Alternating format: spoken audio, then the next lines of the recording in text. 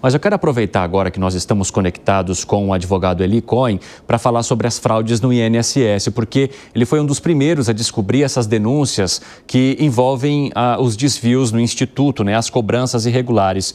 Doutor Eli, seja muito bem-vindo, prazer recebê-lo aqui no nosso 3 em 1. Gostaria que o senhor nos contasse os bastidores, né, em que momento e de que maneira que aquela situação passou a cheirar mal para o senhor. Bem-vindo. Primeiro, prazer estar com vocês aí, com os ouvintes da Jovem Pan. E respondendo à sua pergunta inicial, tudo começou com um dos presidentes que eram utilizados em uma dessas associações, que me procurou porque ele era, inclusive, um cadeirante, uma pessoa muito simples, mora em lugar bem afastado, e ele me procurou dizendo que ele tinha aceitado ser presidente de uma associação voltada a benefícios de aposentados e que de uns meses para cá o nome dele estava muito sujo, ou seja, cheio de processos e às vezes até de reclamações, porque encontravam até o telefone dele. E eu, no primeiro momento, para te falar a verdade, eu nem não queria nem perder meu tempo com isso, mas como era um pedido de um dos meus investigadores, porque aqui é um escritório investigativo, é um escritório de advocacia investigativa, um pedido eu peguei, acabei fazendo uma análise mais criteriosa. E quando percebi, depois de 20 minutos, não passou disso, que era, na verdade, uma fraude endêmica. Não era uma situação que acontecia só naquela associação, que no caso era a Ambec, né?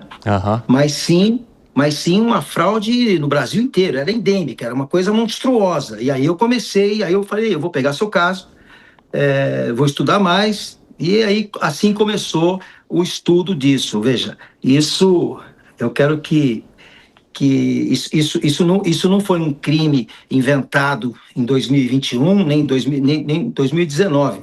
Isso, na verdade, é uma fraude que foi arquitetada já lá atrás, no primeiro governo, em 2003, do governo Lula, quando editou aquela medida provisória 130, que foi a medida que depois foi transformada em lei, a Lei 10.820, de 2003, que autorizava essas contratações. Basicamente foi isso. Sim. Mas... E doutor, a partir dessa descoberta, né, a partir do momento que o senhor começou a perceber que havia uma questão endêmica envolvida, como que o escritório passou a atuar? E como é que foram as medidas adotadas por vocês? Bom, veja bem, nosso alvo eram apenas as três associações que eram dirigidas pelo grupo da THG. Sim. Por quê? Porque essa associação estava ligada a outras duas associações, que era a SEBAP e a Umusbras, e todas elas dirigidas pelo grupo THG, que é um grupo de seguradoras que em tese ofereciam os pacotes de benefícios. Quando, na verdade, eu percebi isso, eu entendi ali que os diretores, que eram pessoas muito simples e que eram merecedoras de uma indenização de danos morais, porque estavam sendo usados para capitanear uma fraude milionária, né? Mas naquela época, veja, nós tínhamos apenas 416 processos nos TJs espalhados por todo o Brasil e mais ou menos uns 300 reclames aqui. Então eu procurei o dono da THG para explicar isso para ele, para dizer, olha, veja bem, eu preciso fazer um acordo com os meus clientes, mas eu não posso fazer um acordo se você não paga se você não indeniza essas 416 pessoas que estão processando, e também essas 300 reclamações, porque se eu fizesse isso, eu estaria fechando os olhos por um crime que eu sabia que tinha sido cometido. E dali para frente, eu disse muito claro, eu disse, eu aconselho que o senhor pare por aqui, né? Mas isso já não será mais um problema meu, será um problema do Ministério Público. Essa pessoa, que na verdade é uma pessoa muito rica e que comanda um grupo milionário, ele na verdade não acreditou, entendeu que na verdade não era necessário e achou que pagando advogados milionários ele conseguiria se safar dessa. Mas ele não se safou, muito pelo contrário. Ele multiplicou isso, ele saiu de 40 mil adesões, que na época existiam 40 mil adesões, para, entre as três, a quase 1 milhão de adesões. E todas 100% fraude. Sim. E, doutor, só para a gente arrematar aqui a nossa conversa, a partir dessas descobertas e da maneira como o senhor está acompanhando os desdobramentos, qual o senhor estima que será o caminho, o final dessa história envolvendo milhares de descontos irregulares feitos por sindicatos e associações? O que o senhor vislumbra lá na frente? Meu amigo, eu vou te falar só uma coisa. Eu já fiz uma série eu já acabei participando de uma série de reportagens. Essa pergunta foi excelente que você me fez. Excelente, porque o governo,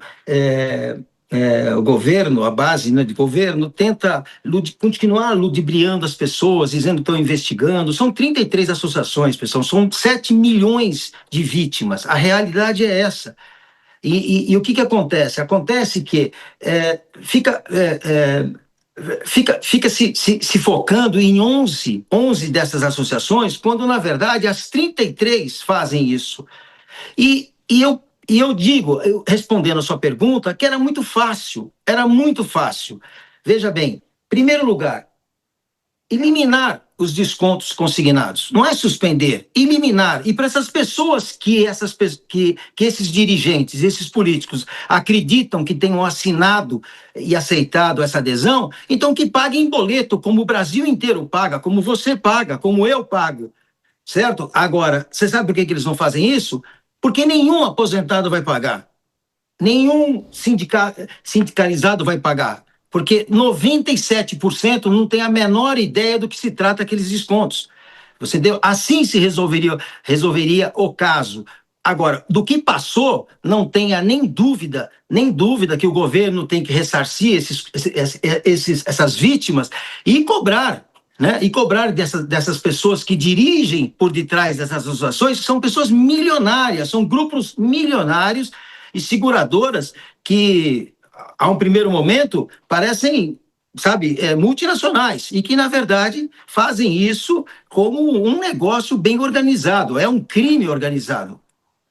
Liconha, muito obrigado por conversar conosco aqui no nosso 3 em 1. A partir dos desdobramentos, a gente volta a conversar, as portas estão sempre abertas por aqui. Até a próxima. Ok, obrigado. Um grande abraço.